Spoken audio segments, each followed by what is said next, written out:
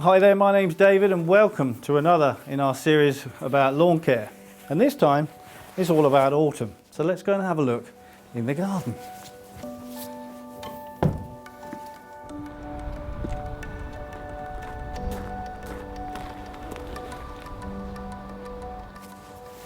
Now autumn is a wonderful time of year. In fact, I think it's most people's favourite season. With the changing colours that are happening in the garden, it's a wonderful time to get out and certainly where your lawn's concerned, repair any of the damage that may have happened over the summer period. Now the first we want to think about are all those beautiful hot summer days that we just had and what they're doing to your lawn. The hot weather literally squeezes, by shrinking the soil, squeezes the airspace out of your soil and causing a bit of a problem, and we need to correct that and balance it back out again, and we do that with what we call aeration. One of the reasons we don't think about our lawn soils is hopefully they're covered with grass for most of the year, unlike our vegetable beds and flower beds where we do actually get to see the soil. Now after months of mowing, our lawn would have produced what we call thatch, and thatch is dead organic matter laying underneath our grass. And it's basically decomposing shoots and stolons and roots that, if we don't look to control, will basically hold on to moisture. And once it starts to hold moisture coming into the winter period, it then will soon start to see our lovely friend moss. Now one of the problems about lawn mowing, of course there aren't very many, is it actually diverts growth sideways. So just like when we cut the top of our hedge, the sides literally grow out and thicken up, and that's exactly what happens in our lawn. So even if you think you've got a lovely healthy lawn, you will still have some thatch in there. So now autumn time is a great time to start getting in and doing a light bit of scarification in order to control that. Now you may have seen this implement before in your garden. In fact, you may have been advised that it's a very useful tool for scarifying your lawn. But it's essentially what we call a leaf rake or a springbok rake. Not really designed for scarifying your lawn, and certainly not if it's a quite large lawn as well. So the best thing to do at the moment is think about using something a little bit easier.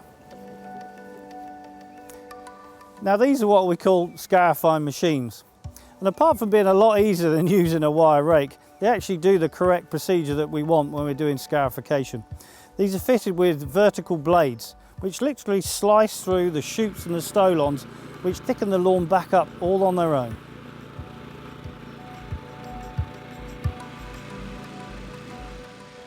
Now that we've scarified the lawn, we need to get this debris off as quickly as possible. So grab your lawn rake, or your leaf rake even, rake it up, put it into your compost heap, or if you've got a lot of moss, maybe you can actually make some hanging baskets out of it.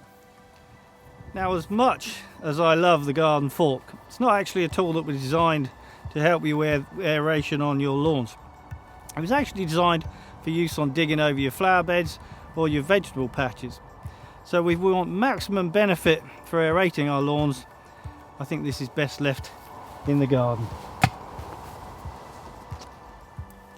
Now for maximum benefit when you're aerating your lawn, we need to look at a thing called hollow tine aeration. Here we have a hollow tine fork, which simply removes small little plugs from your soil. By doing that, it actually allows the ground to breathe and decompact, and it allows root development as well. Alternatively, you can hire one of these, hire it with a friend or a neighbour even. It's certainly a lot quicker, and it's a lot easier as well. Now we've aerated a lawn, we've put some oxygen back into the ground, we've decompacted the ground. We need to know what we can do with these beautiful bacteria filled cores. Of course, we can actually do a number of things. First of all, we can actually use our leaf rake to rake them up and put them into our compost heap. Or better still, we can actually put them back into the soil where they belong. And we can do that by using a scarifier, passing over this surface once again, which will break down the soil, putting it back into the grass sward. Now, one of the things about hollow tines that is often talked about is whether we actually need to fill the holes up with sand, with sharp sand, to keep them open. Well, in fact, if you leave them open, they'll generally stay open as well. So water can continue to percolate through your soil profile during the winter. Also, the oxygen can continue to get into your lawn as well. So don't worry about that. Well, the other thing as well, which you've created when you've actually scarified these cores back into the ground, is you've actually created a free seed bed. All that soil, all that beautiful bacteria filled soil is back into the lawn. And as I say, it's a free seed bed should you need to add any grass seed. Now, whether we scarified our lawn or not, one of the things that we need to be thinking about now is giving your lawn some food. So a good autumn food is something to start thinking about. And even if you haven't scarified, it's a good idea to actually choose a product that's got a little bit of moss killer in there, just in case. For more advice on autumn lawn food, you can check us out online, in store, or even talk to one of our in-store experts. Autumn's a great time also to be getting out onto your lawn and doing any little repairs, bare patches, bumps or hollows that need repairing using a bit of seed or turf. It's also a good time to get out and do any lawn edge repairs.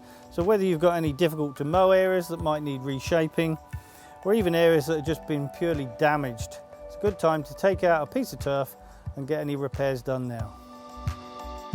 Grab your leaf rake and get those leaves off your lawn as quickly as you can. I have a saying which goes, if it doesn't stop growing, then don't stop mowing. So look to mow your lawn as frequently as it needs to over the next few months. Just remember to keep your lawnmower blade sharp and raise the height of cut to give it a bit of protection for the winter months coming ahead. So there we are. Hopefully you've learned a lot that you can be getting on with on your lawn this autumn. And remember, whatever you do now will reap rewards next spring.